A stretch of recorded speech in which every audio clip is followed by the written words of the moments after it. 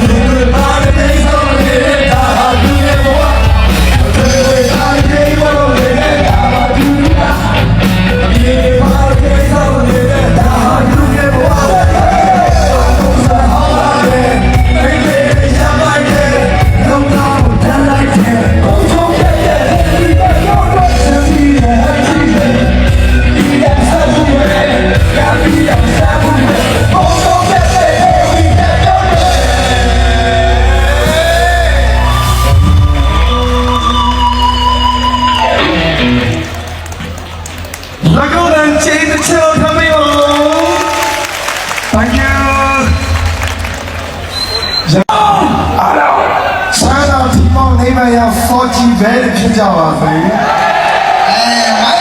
မင်းလေးရောဆန္ဒဒီပေါ်လေးပါရင်ကိုစွမ်းနဲ့ချင်းနိုင်ကြပါစေ။ကဲဒီနေ့တော့ဒီလောက်ပါပဲဗျာနောက်ထပ်လဲကိုစွမ်းရဲ့ဗီဒီယိုအလန်းတွေဆက်တင်ပေးသွားဦးမှာမို့ကျွန်တော် channel လေးကို subscribe နှိပ်ပြီးစောင့်မျှော်ပေးကြပါဦးเนาะအားလုံးပဲကျေးဇူးတင်ပါတယ်